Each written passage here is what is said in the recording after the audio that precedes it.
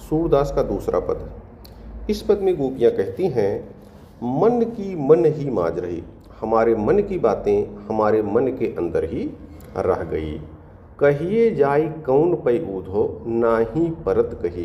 गोपियाँ कहती हैं, ऊधो हमें अपने मन की बातों को कहना चाहिए, लेकिन हम किस प्रकार से कहें ये हमको समझ में नहीं आता है। कहिए जाई कौन पै ऊधो, नाही परत कही। अवधि आधार आस आवन की तन मन बिथा सही। अवधि आधार, अवध माने समय, आधार माने आधार था, उम्मीद थी, आस माने आशा थी, आवन माने आने की। भगवान कृष्ण कुछ ही समय में वापस आ जाएंगे, ये हमारे मन में उम्मीद थी, ऐसी आशा थी। इस आशा के आधार पर हमने क्या किया, तन मन बिथा सही। तन माने शरीर, मन माने मन, बिथा माने कष्ट, सही माने सहना। इस आधार पर हमने अपने शारीरिक और मानसिक कष्टों को सह लिया। अवधि आधार आस आवन की तनमन बिथा सही, अब इन जोग सदेशन सुन सुन बिरहिन बिरह दही।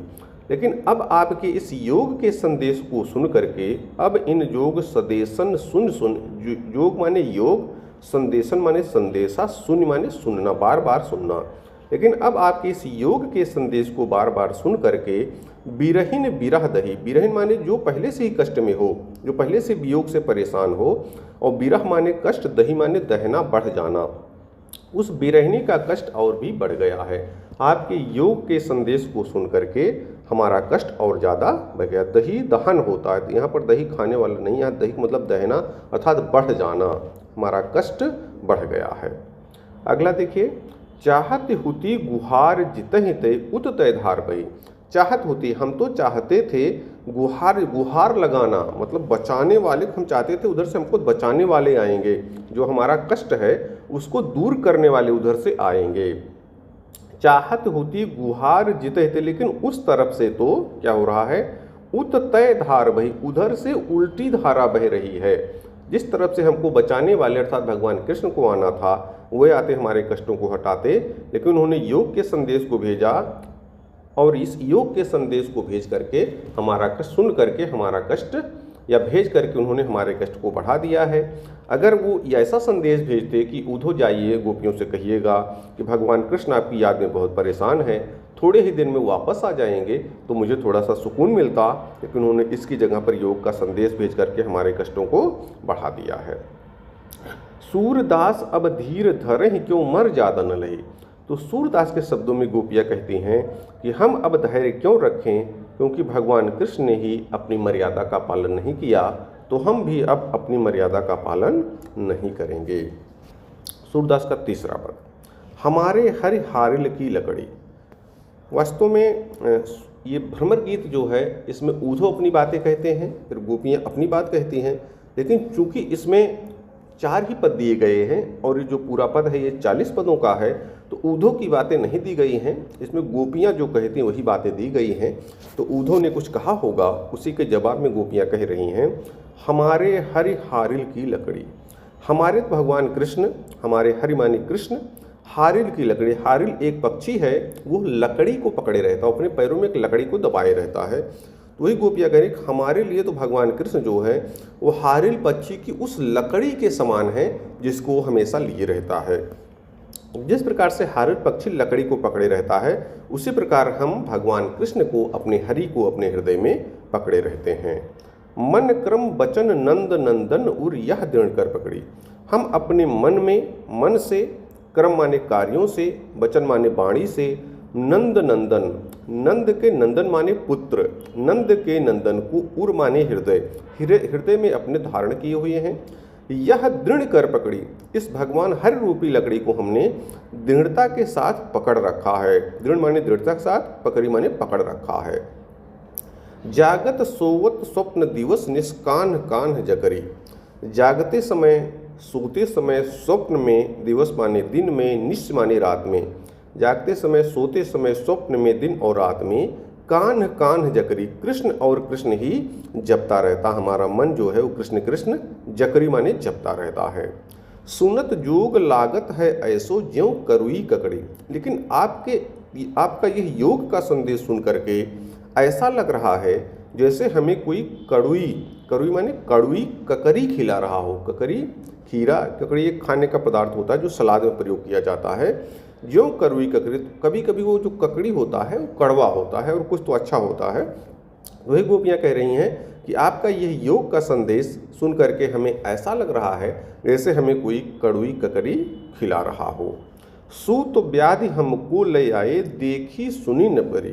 फिर गोपियाँ और कहती हैं, सु माने ऊधो, आप एक ऐसी व्याधि माने बीमारी, आप एक ऐसी बीमारी हमारे लिए ले आए हैं, देखी सुनी न करी, जिसको न हमने कभी देखा न सुना, न कभी हमको ये हुआ, न हमने कभी किया, न इसको अनुभव किया। आप एक ऐसी बीमारी हमारे लिए ले आए हैं।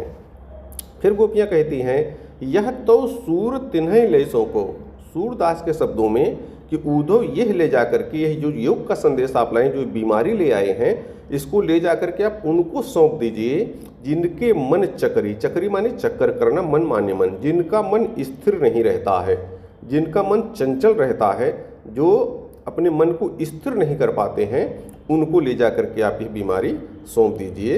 इसके माध्यम से हम ये भी जान सकते हैं कि अगर हमारा मन किसी काम में नहीं लगता है, अगर किसी का मन बहुत चंचल है, तो अगर वो योगा और प्राणायाम करेगा तो अपने मन को स्थिर कर सकता है। ऐसा कह करके गोपियाँ उद्धव के दूसरे प्रश्न का जवाब देती हैं और वो कहते हैं कि हमारे कृष्ण लकड़ी के हारिल पक्षी के लकड़ी के समान हैं। अब चौथे का देखिए, फिर गोपियों की इस बात को सुन करके उद्धव ने कुछ अपनी बातें कही होंगी कि वो आपके राजा हैं, वो जो कहेंगे आपके लिए अच्छा कहेंगे। तो गोपियाँ उसको ध्यान से सुनती हैं, फिर उस बात का जवाब देती हैं। हरि हैं राजनीत पढ़ आए, भगवान कृष्ण राजनीति की शिक्षा पढ़ लिए हैं। हरि हैं मतलब जो भगवान कृष्ण हैं वे अब राजनीति की शिक्षा भी ले लिए हैं। कैसे? समुझी बात कहत मधुकर के समाचार सब पाए। समुझी बात कहत, मधुकर ऊधव, मधुकर ऊधव जी जो बातें कह रहे हैं उसको हमने पूरा समझ लिया है और हमको भगवान कृष्ण का पूरा समाचार भी मिल गया है। एक अति चतुर होते पहले ही, एक तो वे अति माने अत्यंत, चतुर माने चालाक, एक तो वे पहले से ही बहुत चालाक थे। अब गुरु ग्रंथ पढ़ाए, अब उनको गुरु ने ग्रंथ भी पढ़ा दिया है। मतलब जो पहले चालाक है वो और शिक्षा ले लिया, अर्थात उसकी चालाकी का लेवल, उसके ज्ञान का लेवल और ज़्यादा बढ़ गया है। अब गुरु ग्रंथ पढ़ाए, अब उनके गुरु ने उनको ग्रंथ की शिक्षा भी दे दी है। बढ़ी बुद्धि जानी जो उनकी, उनकी बुद्धि, बढ़ी माने बढ़ना, बुद्धि माने दिमाग, जानी माने जान गए हैं, उनकी बुद्धि बढ़ गई है। कैसे हमको पता चला? योग संदेश पठाए, क्योंकि उन्होंने हमें योग का संदेश भेजा है, हमारे लिए योग का संदेश भेजा है। ऐसा संदेश तो पहले नहीं भेजते थे। योग संदेश क्या होता है? योग करने की क्रिया, ब्रह्म को सीखने की क्रिया, योग की विद्या। ये एक प्रकार की विद्या है जिसको बहुत सारे लोग होते हैं वो योग करके मोक्ष पाने की कोशिश करते हैं।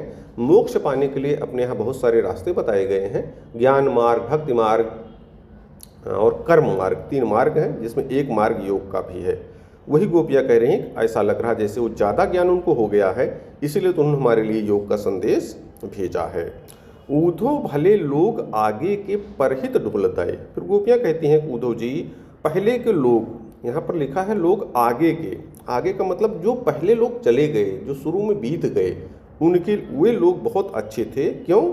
परहित डोलत है, क्योंकि पर माने दूसरे, हित माने कल्याण के लिए, क्योंकि वे दूसरों का कल्याण करने के लिए डोलत माने चलते रहते थे, धाय माने दौड़ जाते थे, क्योंकि वे दूसरों का कल्याण करने के लिए दौड़ करके आगे बढ़ जाते थे, इसलिए पहले के लोग बहुत ही अच्छे थे।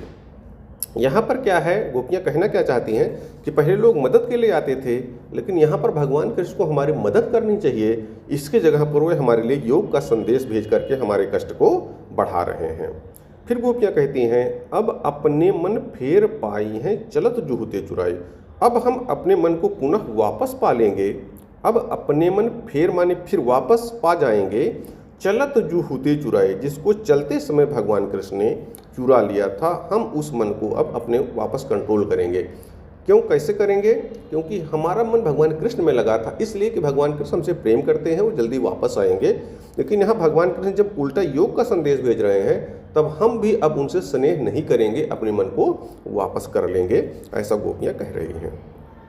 फिर गोपियाँ कहती हैं, ते क्यों अनीति करें आपुन, अनीत माने अन्याय, करें माने करना, आपुन माने खुद, ते क्यों अनीत करें आपुन, उनको खुद अन्याय नहीं करना चाहिए, जे और अनीत छुड़ाए, जो और माने दूसरे लोगों को, अनीत माने अन्याय, छुड़ाने माने मुक्त करता है, जो दूसरे लोगों को अनीत से मुक्त करता है उसे खुद अन्याय नहीं करना चाहिए। फिर गोपियाँ कहती हैं, राज धर्म तो यह सूर, जो प्रजा न जाहि सताए। सूरदास के शब्द में गोपियाँ कहती हैं, राज धर्म माने राजा का धर्म, तो यह माने यह, राजा का धर्म तो ये होता है कि जो प्रजा न जाए सताए, उसके राज्य में प्रजा को किसी प्रकार से सताए माने कष्ट, कोई परेशान नहीं करे, उसके राज्य में प्रजा को किसी प्रकार की परेशानी ना हो, वही सच्चा राजा होता है। तो इस प्रकार से ये तीनों पदों का अर्थ था। पहले पद का अर्थ दूसरी वीडियो में दिया गया है, आप देख करके उसको चेकआउट कर सकते हैं। इसके प्रश्नों का उत्तर अगले वीडियो में। बहुत बहुत धन्यवाद।